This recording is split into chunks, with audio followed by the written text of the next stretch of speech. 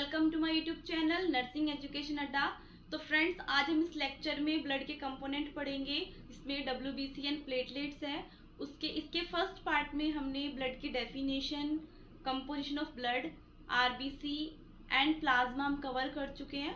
तो स्टार्ट करते हैं WBC। तो WBC क्या होता है? WBC का दूसरा नाम क्या बताया था? ल्यूकोसाइट्स। ठीक है, तो आपको ये नाम भी याद रखना है कि WBC का दूसरा नाम क्या होता है? ल्यूकोसाइट। आपको ये दोनों में से कोई भी टर्म आ सकती है। WBC वाइट ब्लड सेल, ठीक है, देयर आर न्यूक्लिएटेड। जबकि हमने RBC पढ़ा था, वो क्या था? Non nucleated. जबकि जो WBC की सेल होती है उसके अंदर क्या प्रेजेंट होता है? वो न्यूक्लिएटेड होती है, न्यूक्लियस प्रेजेंट होता है। कलरलेस, कैसा होता है ये? कलरलेस होता है, व्हाइटिश कलर का होता है। ठीक है, form element of the blood. Next आता है, it is also known as shoulder of the body. ये हमारे जैसे शोल्डर्स होते हैं जो रक्षा करते हैं देश की, ऐसे ही हमारी बॉडी के अंदर इन्फेक्शन से प्रिवेंट करने के लिए WBC क्या करती है? उसके अगेंस्ट काम करती है, इन्फेक्शन से फाइट करती है। इसीलिए उनको क्या बोला गया है? Shoulders of the body. ठीक है, it provide protection against infection. Next आता है टाइप। कितने टाइप का होता है ये? तो ये कितने टाइप का होता है? ग्रेनुलोटाइप एंड ए ग्रेनुलोटाइप। ग्रेनुलोटाइप्स में क्या होता है? इसके अंदर ग्रेन्यूल्स प्रेजेंट होते हैं, यहाँ पे ग्रेन्यूल्स क्या होते हैं? एब्सेंट होते हैं।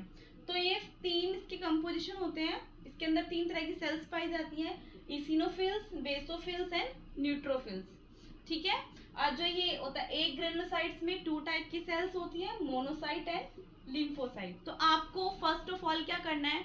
सबसे पहले आपको ये पता होना चाहिए कि WBC क्या होती है, उसके अंदर क्या क्या सेल्स और प्रेजेंट होती हैं, ताकि हम इनके बारे में अच्छे से पढ़ सकें। ठीक है, तो आपको पहले ये अच्छे से ही लर्न करना है। नेक्स्ट आता है, दो टर्म्स है, जो टर्म्स है वो याद रखनी है आपको। ल्यूकोपोइसिस। ल्यूकोपोइसिस का मतलब क्या होता है? जैसे हमने पढ़ा था ना इरिथ्रोपोइसिस। इरिथ्रोपोइसिस का मतलब होता है RBC का origination, development and maturation. Same ऐसे ही ल्यूकोपोइसिस का मतलब होता है WBC का ओरिजिन, डेवलपमेंट एंड मैच्योरेशन। पूरी प्रोसेस को बोलते हैं ल्यूकोपोइसिस। Same leucopenia. ल्यूकोपीनिया क्या होता है? पीनिया मतलब डिक्रीज, नंबर में डिक्रीज होना। तो WBC के नंबर का डिक्रीज होना क्या कहलाता है? ल्यूकोपीनिया। तो कुछ टर्म्स हैं, आपको ये साइड बाय साइड याद करके रखनी है। ठीक है, नेक्स्ट हम देखते हैं इनके फंक्शंस। अब इनके बारे में देख लेते हैं। इसिनोफिल्स। इसिनोफिल्स देखने में किस कलर की होगी? WBC आइडियली किस कलर की होती है? व्हाइट कलर की होती है। अगर उसमें इसिनोफिल्स देखा जाए, उसमें इसिनो डाल के क्या देखते हैं? उनका कलर चेक किया जाता है। तो इसिनोफिल्स किस कलर की होती है? Red in colour. ठीक है, न्यूक्लियस। इसमें जो न्यूक्लियस होता है वो किस टाइप का होता है? बाइलोब्ड होता है। डायमीटर इसका 12 to 14 माइक्रोन होता है। लाइफ स्पेन की 7 to 12 डेज होती है। ठीक है, फंक्शंस क्या होते हैं? आपसे पूछा जाता है कि फंक्शंस बताइए WBC के, तो आप ये फंक्शंस भी लिख सकते हो। फंक्शन क्या है? Responsible for allergic reaction. इसिनोफिल्स हमारा कब एक्टिवेट होता है? जब एलर्जिक रिएक्शन होती है। दूसरा, पैरासिटिक इन्फेक्शन। ये हुकवर्म जो होते हैं ना, जितने भी पैरासाइट होते हैं, इनके इन्फेक्शन के टाइम पे हमारी कौन सी सेल्स एक्टिवेट होती है? WBC भी कौन सी होती है? इसिनोफिल्स। ठीक है, नेक्स्ट आता है बेसोफिल्स। बेसोफिल किस कलर का होता है? Blue in colour. ठीक है, बाइलोब्ड। इसका जो न्यूक्लियस होता है वो भी कैसा होता है? बाइलोब्ड होता है।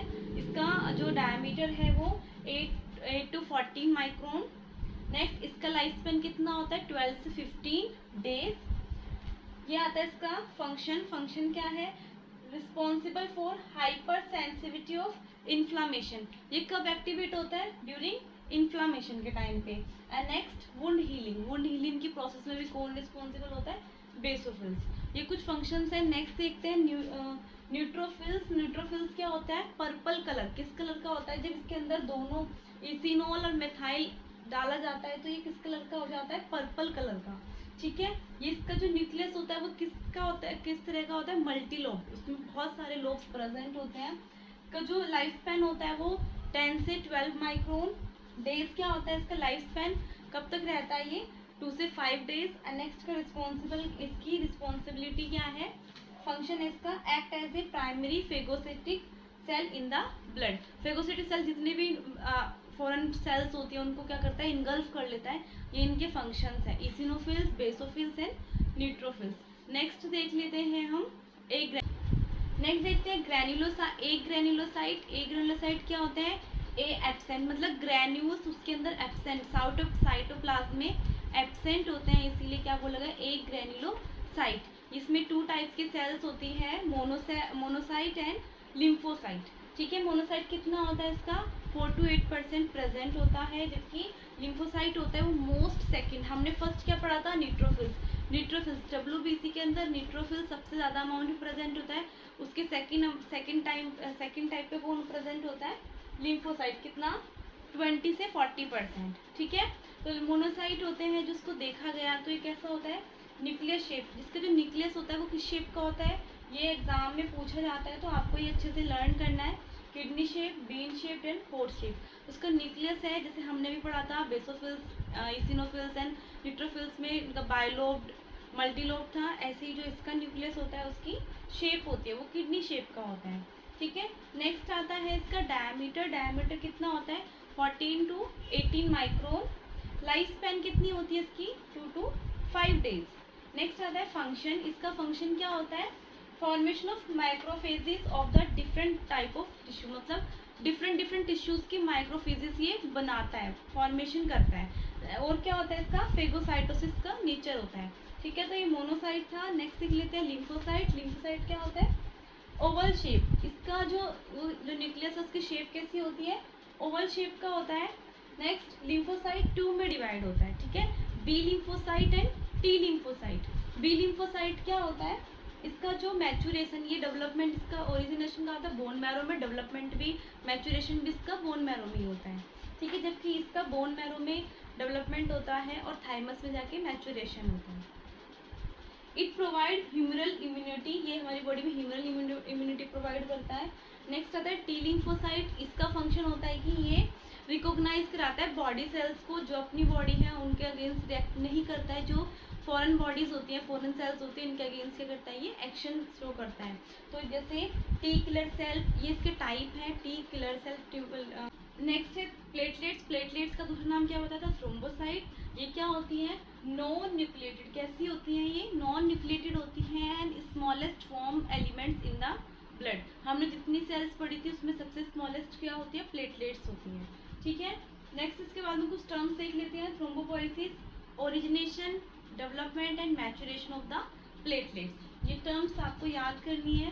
थ्रोम्बोसाइटोपेनिया, पीनिया का मतलब पहले बता चुके हैं, डिक्रीज नंबर में डिक्रीज होना।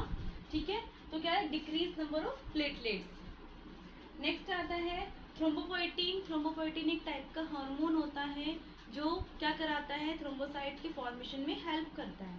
तो ये कहाँ से सिक्रीट होता है, लीवर से। Hormone is necessary for the thrombopoiesis, it secrete from the liver. इससे पहले हमने इरिथ्रोपोइटिन पढ़ा था। इरिथ्रोपोइटिन कहाँ से सिक्रीट होता है, किडनी से। वो किस लिए रिस्पॉन्सिबल होता है, इरिथ्रोसाइट्स मतलब आरबीसी के फॉर्मेशन में रिस्पॉन्सिबल होता है। सेम ऐसे ही थ्रोम्बोपोइटिन एक हार्मोन होता है जो लीवर से सिक्रीट होता है। नेक्स्ट आता है प्लेटलेट्स का डायमीटर, क्या कितना डायमीटर होता है इसका 2 से 3 माइक्रोन। नेक्स्ट आता है लाइफ स्पैन कितनी होती है इनकी 8 से 11 डेज। ठीक है, ये तो कुछ था इनके कैरेक्टरिस्टिक्स। नेक्स्ट देख लेते हैं फंक्शन। इसका फंक्शन क्या होता है, जैसे ही बहुत ज़्यादा ब्लडिंग हो रही होती है, ब्लड के कोआगुलेशन में हेल्प करता है। ठीक है, प्लेटलेट्स क्या कराता है, responsible for the coagulation of blood. तो ये कुछ था platelets. Next, so if you understood this video, please like, subscribe and share my channel. Thank you for watching.